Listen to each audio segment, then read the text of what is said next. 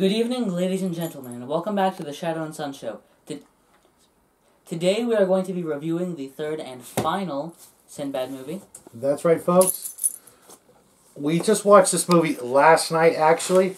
This is just the name of the actors of the movie. Starring Patrick Wayne as Sinbad, Taryn Power as Dion, Jane Seymour as Farah, and special guest Patrick Troughton as Melanthius. That's right, 2 movies with 2 Doctor Who actors, and I gotta say, Patrick Troughton was really kind of funny in this movie. He played a really good part of the movie. You think it's the best part? Yeah. He played a really good wizard. He would have made a pretty good Gandalf, except for the fact that he's was kind of short, but with him all bearded up and everything, he should have kept that look for other movies. But let's get into the other actors. The star, Patrick Wayne. What did you think? He sounded very American. Yeah. They tried to give him a little bit more Middle Eastern look. To the character of Sinbad, but he just didn't quite pull it off as well as the first 2 actors, in my opinion. And Jane Seymour, a very young Jane Seymour, was not too shabby. She was definitely very pretty back then, and as the years went on, she lost a bit of that somehow. Not really losing her actual looks, but just something about her drastically changed. Maybe she was just very young and happy to be in this movie and was enjoying the heck out of it. Everything I've seen her in since then, she was a little more dour. And what was her name again? Taryn Power apparently was a very famous international actress who I do not recall having ever seen before or since, and it was brought to my attention that she had done quite a bit of movies and TV, I believe, probably after this movie, and being a fellow Californian, I'm surprised I'd never heard of her before, but it is what it is. Now on to the monsters. The monsters. So I'm gonna give my overall rating of the movie, and because my apologies, as he said, never mind. But the monsters, well, for one, we'll get there at the end. You know what I'm talking about, right? Uh-huh. Well, we'll save that one for last. Then the other monsters, you have the golden cow. My absolute favorite. I can't even remember his name now. The Minotaur, the robot Minotaur. Yeah. Minotron. Something like that. He was awesome. I absolutely loved it. These big, giant, brass, mechanical Minotaur. Every one of these movies needs some sort of cowman. But I loved it because it was totally robotic, or it looked like a giant suit of armor. Even the robot mechanical heart that the son made and then put it in. But then the sorceress Zenobia had to add potions and things like that to bring it to life. I just absolutely loved it until they squished it with a rock, which was just so anticlimactic. We were both expecting the Minotron, or whatever his name was, to fight somebody, possibly the troglodyte or something, as a big battle at the end, and we were both just like, what? He's dead? You're kidding. Yeah. And then... also, I'm going to point out that when he opens the door to the pyramid, he not only just pulls out... The rock? The rock. But once he pulls out the rock... There's a perfectly formed archway. Yeah, there's a door. With full field stone behind it. Like, they picked the perfect stone because that's where the door was behind. But they were really just blasting a hole. Yeah, or using acid, and then suddenly, magically, there's a doorway behind the rock. I don't get it. Yeah. there were a lot of weird inconsistencies with this movie. The time frame, the whole timeline of the movie. Yeah, 7 days to No, 7 months. Seven moons. Well, no, 7 moons. I think they mean like 7 full moons. Well, either because way, they show the moon. Whenever they say, "Oh, it's 4 moons in," they show a full moon. But then they also show times when it's a half moon. they had 7 moons to get there and back, but they didn't get there till they were at 4 or 5 moons. They didn't get to the Greek man until they were halfway through, which means they're doomed because it took them 4 months to get there. Yeah, and then before lunar. But then they managed to make it back in 1 moon or 1 month. 1 day, I think. It was because I think they're like, oh, we have like 2 days left, and or also it's all done, and then 2 days to make it from Antarctica to Arabia. And what about the monkey, the baboon? We'll get there. Oh, okay. You want to do him last? Yes. Okay, then the troglodyte. He was cool. The troglodyte was really like you said, the illegitimate brother of the Cyclops. No, I said that about the centaur. Oh, okay. Well, because he looked a lot like the Cyclops. Honestly, the Cyclops looks like the troglodyte's brother or some cousin. I don't know. He has one eye. I don't know. But he had the same horn, the same hair. Well, not hairstyle, but the same horn. And well, I think the difference is that the Cyclops was like half cow. Right.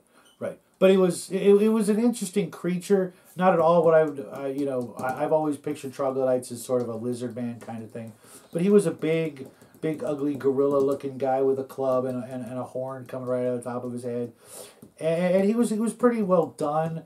I just hated the voice. We were talking about it earlier today. He didn't really have a voice, but his grunting just seemed kind of like watching one of those Chinese movies where, kung fu movies where the voice, the mouth moves, and then you hear the voice. The next we're going to review, I forgot the name of the movie anyways. But what about what was the other monster?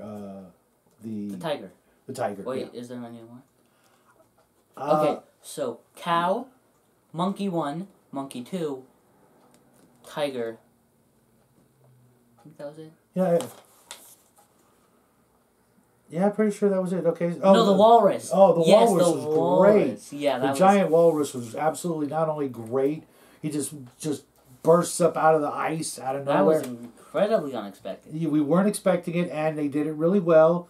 But they were dumb by throwing spears at the walrus, thinking that was going to do anything when you need to hold the spears and charge it or stab it, to try to kill it. But it was really possibly also, the I think second they make best. one of the best jokes in the entire movie in that scene. Really? But I'm just not gonna say that.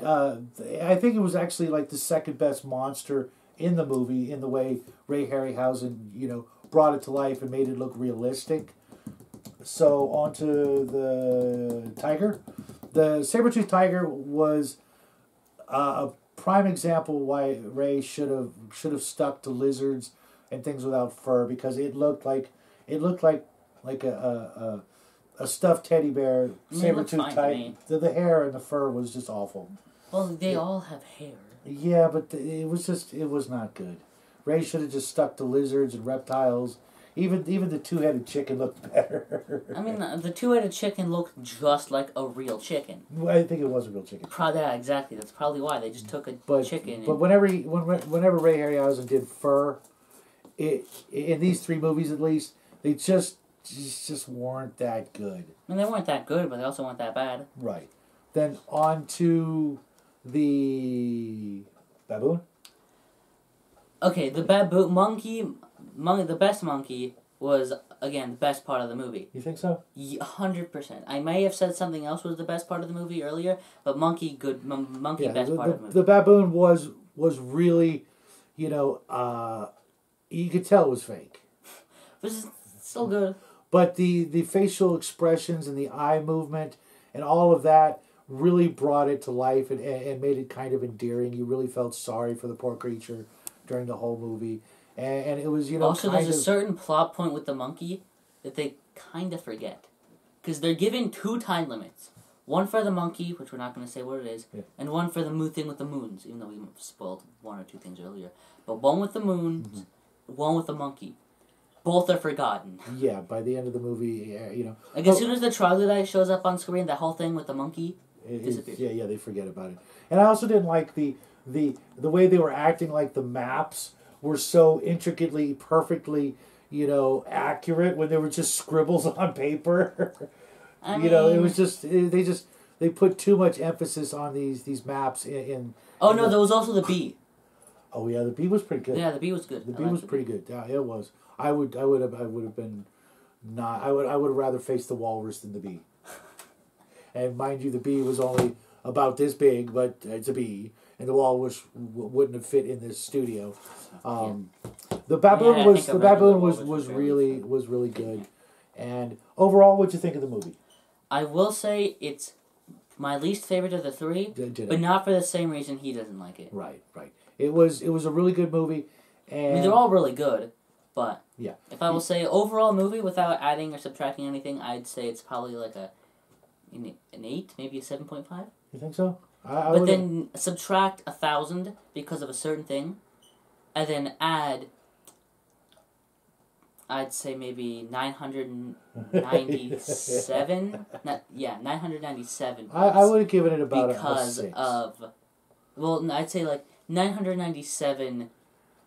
Okay, you're confusing everybody, including. Yeah, so 7.5 base minus 1,000 because of certain issues. How do you? Then add 998 to it. That's my ranking. What are they teaching these kids these days? Because that math does not work. I would have given it. I would have given serious negatives. It's into the crap bin. This would go if. But the monkey brings it back up. I would have given it about a 6. I think my favorite one was the first one. Yeah. Again, different reasons, but yes. And then the second one, and then the third one, which just goes to show that, maybe he was getting burnt out making these movies. Well, or because just I tired, don't see the same problems. Or he was just, the first one was golden, the second one silver, and then this one cardboard. It wasn't that. Okay, it's not. The stuff I don't agree with his ranking of these. I would probably still put them in the same order, but for completely different reasons. Which is good, because you haven't seen a lot of movies like this, and that's, really why we're here, is so that I could show you all the movies that I grew up with. And speaking of which, Biggest Geek has beat us to the punch on the greatest of all the Ray Harryhausen special effects movies. We are not copying him, because if you saw the live stream that we did. Yeah, we didn't know that that's what Biggest was going to do. With Cigar DM, we said we were going to do that, so basically, stay tuned to our videos, obviously, but to Connell, the Cigar DM, because this weekend the two of us will be back to hang out with the Cigar DM. This time we'll be talking a couple of Ray Harryhausen, one Ray Harryhausen movie, and then a remake by somebody else. I'm sure you guys can already guess what it is, or you can just go check out Biggest Geek's video that came out tonight, and you'll know which movie we're reviewing. But the little guy hasn't seen either of them, and I haven't seen the remake, so we're going to watch them before the end of the week, and then we'll give you our own take on the two next Tuesday, because that's just how things are panning out this month. But we hope you guys will go and check out this movie, if not all 3 of the Sinbad movies, and watch them in order just like we did, and come back and give us your takes on them, if you agree, you disagree, you think we're full of crap. But we really do appreciate you guys checking these movies out with us. These were a lot of fun, and for me, they brought back a lot of fond memories of seeing these, not just in the theater, because this one I know I saw in the theater, and the other ones I know I just saw on TV because, they'd already come out, so they'd put them on TV, and, I was just a little guy at the time, only 10 years old when this one came out. And anything else you want to add before we hit the road? Not really, other than... Monkey good. I was going to say that. No, I was going to say I'm melting. Okay, yes. It's pretty hot here in our neck of the woods, and we need to get a fan for the studio. But until next time, which will be tomorrow, when I will be doing a double shot Al Qadim adventure review. Then Thursday we have a really, believe it or not, quick craft, because the studio... Today we aren't lying. Oh, no, not today. Yeah. In 2 days we're not going to be lying to you. And then, of course, Friday I'll finish up the gigantic phone book of Arduin lore and knowledge. And until then, we'll see you guys tomorrow. Have a great evening, and... Good night. Bye, everybody.